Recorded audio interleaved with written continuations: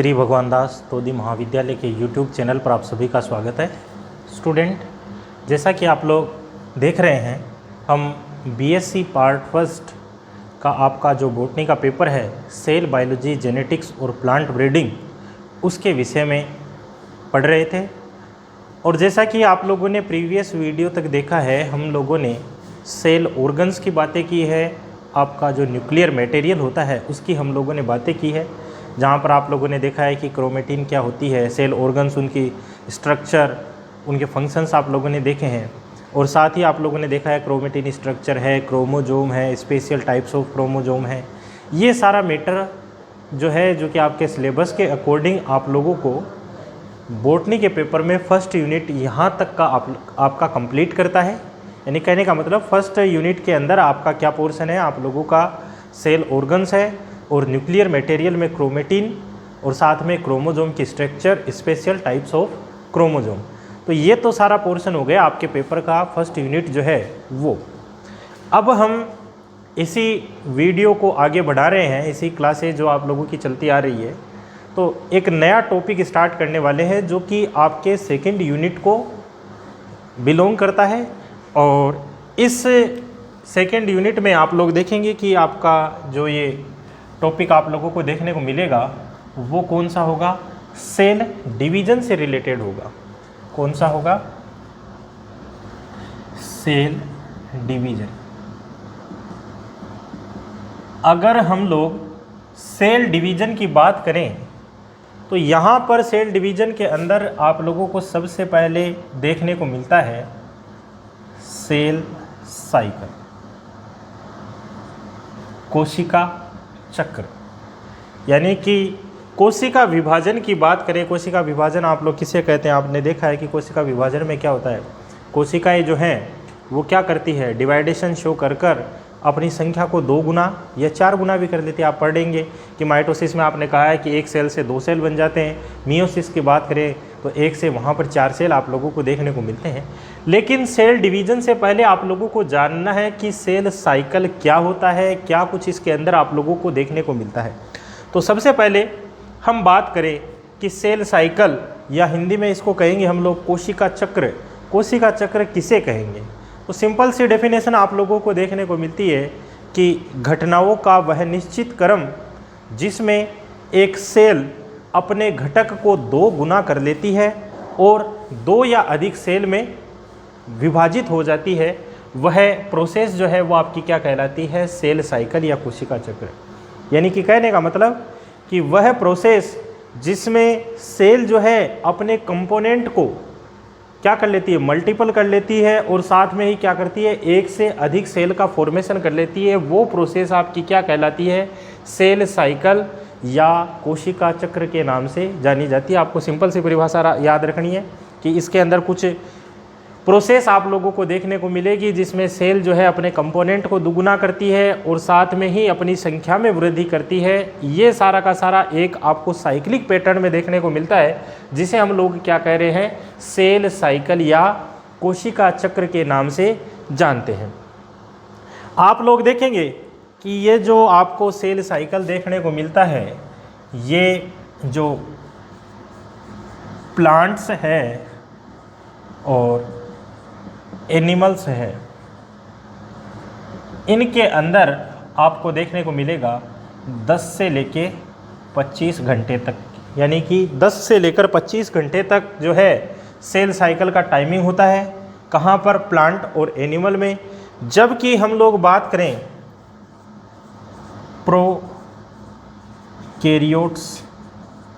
Prokaryotes की बात करें तो यहाँ पर आप लोग देखेंगे कि सेल साइकिल का जो टाइमिंग होता है मात्र 20 से लेके 30 मिनट तक आप लोगों को देखने को मिलता है। तो ये आप लोगों को ध्यान में रखना है कि प्लांट और एनिमल के अंदर सेल साइकिल का टाइमिंग मोस्टली 10 से 25 घंटे का होता है, जबकि प्रोकैरियोट के अंदर यही टाइमिंग आपको 20 से 30 मिनट में देखने को मिलता है कि 20 से 30 मिनट के अंदर सेल जो है वो अपने कंपोनेंट को 2 गुना कर लेती है और एक से अधिक सेल का फॉर्मेशन कर लेती है।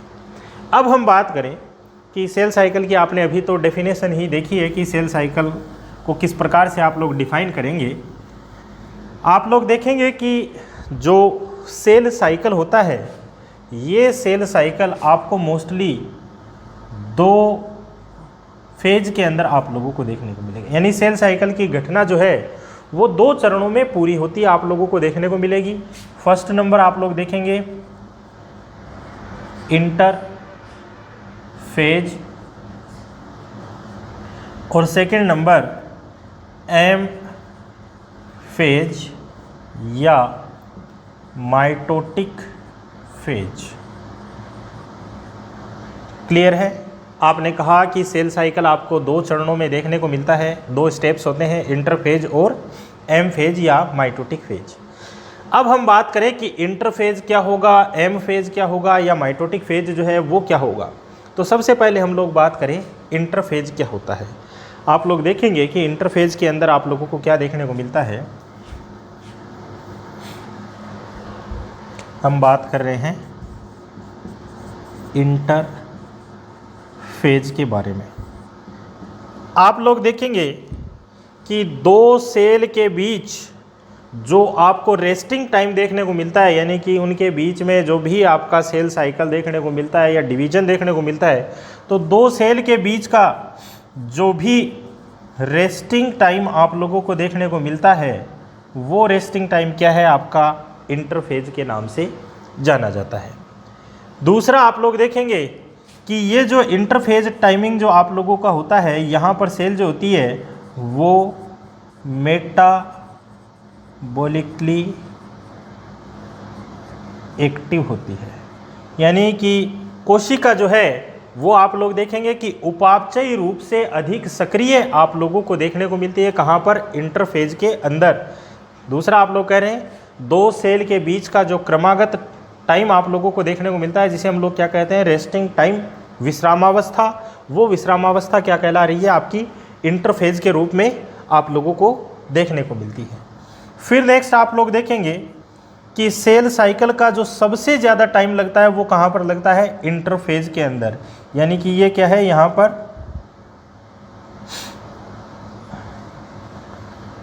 पर टाइम जो है वो ज़्यादा लगता है।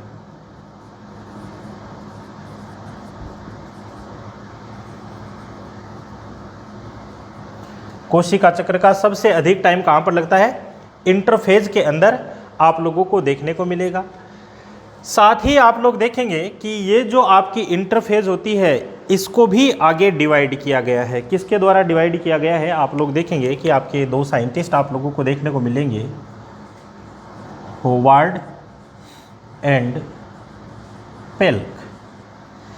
ये 2 साइंटिस्ट हैं जिन्होंने इंटरफेज को आगे और डिवाइड किया हुआ है। किस प्रकार से डिवाइड किया हुआ है उसकी हम लोग बात करेंगे। फिलहाल आप लोगों को इतना ध्यान में रखना है, इंटरफेज किसे कह रहे हैं कि 2 सेल के बीच में जो क्रमागत रेस्टिंग टाइम आप लोगों को देखने को मिलता है वो इंटरफेज है। ये फेज जो होती है वो मेटाबॉलिकली रूप से एक्टिव फेज के रूप में होती है। दूसरा, सेल साइकिल का सबसे ज़्यादा टाइम जो होता है वो कहाँ पर लगता है, इंटरफेज के अंदर ही आप लोगों को देखने को मिलता है। अब ये जो होवार्ड और पेल्क है, इन्होंने क्या किया है कि ये जो आपकी इंटरफेज है इस इंटरफेज को सब फेज के अंदर डिवाइड कर दिया। ये सब फेज कौन सी आप लोगों को देखने को मिलेंगी, तो आप लोग देखेंगे कि इसको डिवाइड किस प्रकार से किया इन्होंने, G1 फेज, फिर नेक्स्ट S फेज, फिर नेक्स्ट G2 फेज, और फिर नेक्स्ट आप ये भी कह सकते हैं, यानी कि ये वाला ही पोर्शन था जिसे हम लोग क्या कह रहे हैं, M फेज। या सिंपली कहें तो इंटरफेज को होवार्ड और पेल्क ने ये 3 आप लोगों को ध्यान में रखना है, G1, S, G2 फेज के रूप में आप लोगों को देखने को मिलता है। अब देखिएगा इस G1 का मतलब क्या है, G1 का मतलब है यहाँ पर ग्रोथ फर्स्ट, या फिर आप लोग इसे क्या कहेंगे, आप लोग देखेंगे कि ये जो G1 फेज होती है ये हमेशा M फेज के बाद में आप लोगों को देखने को मिलती है। तो इसका दूसरा नाम और दिया गया है, इसे कहेंगे अपन M फेज के बाद में होता है पोस्ट माइटोटिक फेज, या फिर आप लोग देख रहे हैं कि G1 फेज आपको S फेज से पहले आप लोगों को देखने को मिल रही है, तो इसे दूसरे नाम से और भी नॉमिनेट किया गया है। क्या कहेंगे इसे? Pre synthetic phase. ये सब किसके नाम है? G1 फेज के। वहीं आप कहेंगे S फेज। S फेज का मतलब क्या होता है? इसे हम लोग क्या कहते हैं? Synthetic phase. यानी कि यहाँ पर क्या होता है? डीएनए सिंथेसिस की घटना आप लोगों को देखने को मिलेगी। फिर आप कहें G2 फेज आप लोगों को देखने को मिल रही है। अब G2 का मतलब क्या है? आप लोग देखेंगे कि यहाँ पर क्या है? ग्रोथ सेकंड, या फिर आप क्या कहेंगे, क्योंकि S फेज के बाद में हो रहा है तो पोस्ट सिंथेटिक फेज, या आप लोग देख रहे हैं M फेज से पहले हो रहा है तो इसे हम लोग क्या करेंगे? Pre mitotic phase. ये इस प्रकार से सारा का सारा होवार्ड और पेल्क जो हैं इन्होंने इंटरफेज को क्लासिफाइड किया है। तो आप लोगों को ध्यान में रखना है कि जो सेल साइकिल के अंदर जो फेज का आप लोगों को क्रम देखने को मिलेगा वो हमेशा क्या होगा? G1S G2M। G1 को क्या कह रहे हैं? ग्रोथ 1। आपने कहा कि M फेज के बाद में होता है तो post mitotic phase. S phase से पहले हो रहा है तो क्या कह रहे हैं? Pre synthetic phase. क्लियर है? S का मतलब होता है सिंथेटिक फेज।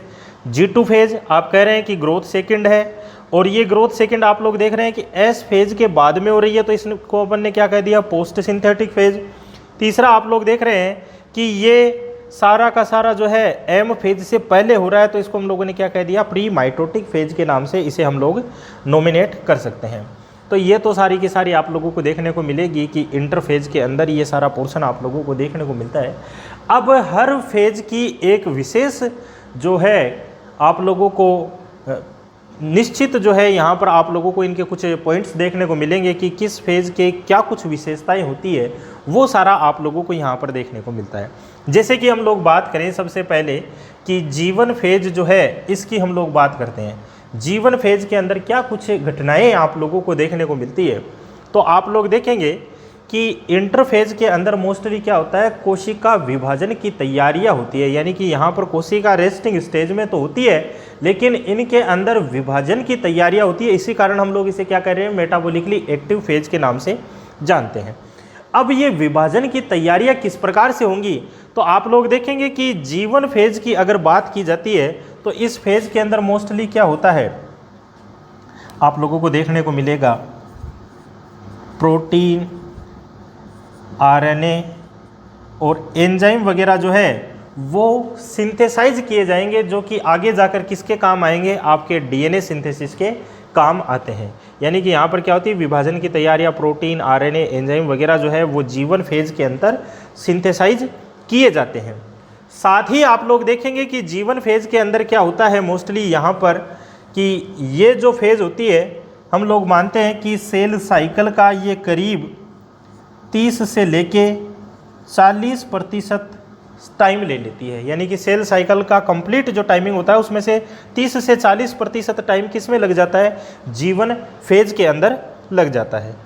दूसरा आप लोग देखेंगे कि G1 फेज जो होती है इसके अंदर मोस्टली क्या होता है कि G1 फेज के अंदर ही आपको एक G0 फेज और आप लोगों को देखने को मिलती है। यानी कि ऐसी कोशिकाएं जो कि इनएक्टिव रूप में आप लोगों को देखने को मिल रही है, जिनके अंदर विभाजन नहीं हो रहा है, वो सारी की सारी कोशिकाएं कहाँ पर आप लोगों को देखने को मिलती है? G1 की G0 फेज में आप लोगों को देखने को मिलती है। रेस्टिंग फेज के नाम से भी हम लोग इसे जानते हैं। और आप लोग देखेंगे कि ये G0 फेज रहता है, इसके अंदर मोस्टली निष्क्रिय कोशिकाओं को शामिल किया जाता है। तो ये भी सारा का सारा आप लोगों को कहाँ पर देखने को मिलता है? G1 फेज के अंदर आप लोगों को देखने को मिलता है। और ऐसा भी माना जाता है कि जो G1 फेज होती है इसके अंदर करीब 8 से लेकर 10 घंटे तक का टाइमिंग जो है वो मोस्टली लगता है। तो ये तो सारी की सारी विशेषताएं हो गई किसकी? G1 फेज की। अब हम बात करें S फेज। S का मतलब आप लोग कह रहे हैं सिंथेटिक फेज। यानी कि इस फेज के अंदर मोस्टली क्या होता है? डीएनए सिंथेसिस होता है। और डीएनए सिंथेसिस होगा, डीएनए रेप्लिकेशन या डीएनए सिंथेसिस, एक डीएनए से दूसरा डीएनए जो है वो बनाया जाता है। साथ ही आप लोग देखेंगे कि इसके अंदर जो होता है सेल साइकिल का करीब 30 से लेके 50% जो टाइमिंग होता है वो किसके द्वारा यूज किया जाता है, आपका एस फेज के द्वारा यूज किया जाता है। और यानी कि हम लोग कह दें तो यहाँ पर टाइमिंग टोटल कितना होगा, आप लोगों को ये 8 से लेकर 12 घंटे के टाइम के अंदर ये आप लोगों को मोस्टली देखने को मिलता है। तो क्लियर है, आप लोगों को ध्यान में रखना है यहाँ पर क्या सिंथेसाइज हो रहा है, यहाँ पर डीएनए सिंथेसिस हो रहा है, और साथ ही आप लोग देख रहे हैं कि टाइमिंग वगैरह जो है वो कितना आप लोगों को देखने को मिल रहा है। फिर नेक्स्ट आप बात करें G2 फेज, जिसको आप लोग इस प्रकार से नॉमिनेट कर रहे हैं। अब यहाँ पर आप लोग देखेंगे कि भाई आपने विभाजन की तैयारी, डीएनए सिंथेसिस की तैयारी कर ली थी G1 फेज में, अब G2 फेज आ गई। G2 फेज का मतलब है कि जो आपकी M फेज के अंदर जो सेल डिवीजन होना है, उस सेल डिवीजन के लिए आपको कुछ कंपोनेंट की आवश्यकता है। कौन से कंपोनेंट आपको, वही चाहिए, प्रोटीन चाहिए, आरएनए चाहिए या एंजाइम वगैरह चाहिए। वो सारे के सारे कहाँ पर सिंथेसाइज होंगे, आप लोग देखेंगे कि ये सारे के सारे सिंथेसाइज होते हैं G2 फेज के अंदर। यानी कि यहाँ पर फिर से क्या होता है, प्रोटीन, आरएनए, एंजाइम सिंथेसाइज्ड होते हैं, जिनका यूज कहाँ पर किया जाएगा, माइटोटिक फेज के अंदर इनका यूज किया जाएगा। और साथ ही आप लोग देखेंगे कि सेल साइकिल का जो कंप्लीट टाइमिंग होता है उसका करीब 10 से लेके 20% जो टाइमिंग होता है वो कहाँ पर यूज किया जाता है, G2 फेज के अंदर यूज किया जाता है। या आप लोग कह दें कि ये मोस्टली क्या करती है, 3 से लेकर 4 घंटे तक का समय जो है वो प्रदर्शित करने का काम करती है। तो ये सारा का सारा आपको कहाँ पर देखने को मिलता है, G2 फेज के अंदर। अब हम बात करें M फेज, जिसको आप लोग क्या कह रहे हैं, प्री माइटोटिक फेज के, सॉरी M फेज का मतलब आप लोग इसे क्या कहते हैं, माइटोटिक फेज। यहाँ भी आप लोग कह रहे हैं कि दूसरी फेज आपको M फेज के रूप में देखने को मिल रही है। आप लोग देखेंगे कि सेल साइकिल का जो कंप्लीट टाइमिंग है उसमें से ये कितना टाइम लेती है, 5 से 10% टाइमिंग लेती है। यानी कि मोस्टली क्या काम करती है, 1 घंटे का टाइमिंग जो है ये लेती है। और यहाँ पर क्या होता है, यहाँ पर सेल का डिवाइडेशन होता है, और सेल का डिवाइडेशन होकर जो कंपोनेंट होते हैं उनको दो भागों में डिवाइड कर दिया जाता है। यानी कि कहने का मतलब यहाँ पर ये सब फेज आप लोगों को देखने को मिलेगी। कौन सी, प्रोफेज, मेटाफेज, एनाफेज और टीलोफेज। यानी कि सेल डिवीजन के अंदर जो सब फेज होते हैं आपके, वो सारे के सारे सब फेज आपको कहाँ पर देखने को मिल रहे हैं, M फेज के अंदर। और इन सब फेज के माध्यम से आप लोग देखेंगे कि जो जेनेटिक मटेरियल होता है वो 2 भागों में डिवाइड हो जाता है, और फिर साइटोकाइनेसिस होकर एक सेल से 2 सेल का फॉर्मेशन हो जाता है। तो ये सारा का सारा आपको कहाँ पर देखने को मिल रहा है, M फेज के अंदर आप लोगों को देखने को मिल रहा है। तो सेल साइकिल क्या है, सेल साइकिल के स्टेप आप लोगों ने देख लिए, किस प्रकार से इसको क्लासीफाइड किया गया है। एक डायग्राम बनाकर और देख लेते हैं इसको।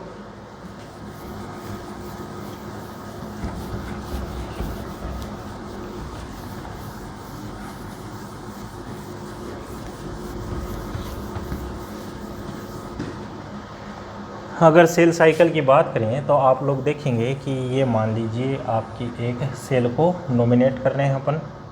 तो यहाँ पर आप लोग देखेंगे ये G1, S, G2 और M, और अब इसको नॉमिनेट कर दें अपन। ये तो क्या हो गया, G0, G0, G1, S, G2, M। फिर आपने कहा है ये कितना टाइमिंग लेता है, 30 से 40%, यानी कि आपने कहा 8 से 10 घंटे का टाइमिंग। ये कितना लेता है, 30 से 50%, यानी कि 8 से लेकर 12 घंटे का टाइम। ये 10 से 20%, यानी कि 3 से 4 घंटे का टाइमिंग। और ये कितना टाइमिंग लेता है, 5 से 10%, यानी कि 1 घंटे का टाइमिंग लेता है। साथ ही आपको पता है यहाँ पर क्या सिंथेसाइज होता है, प्रोटीन, आरएनए और एंजाइम वगैरह सिंथेसाइज्ड होते हैं। यहाँ पर क्या होता है, डीएनए की सिंथेसिस होती है। यहाँ पर फिर से प्रोटीन, आरएनए और एंजाइम जो है वो सिंथेसाइज्ड होते हैं। साथ ही आप लोग देखेंगे कि यहाँ पर मोस्टली क्या होता है, इसके अंदर सेल का डिफरेंशिएशन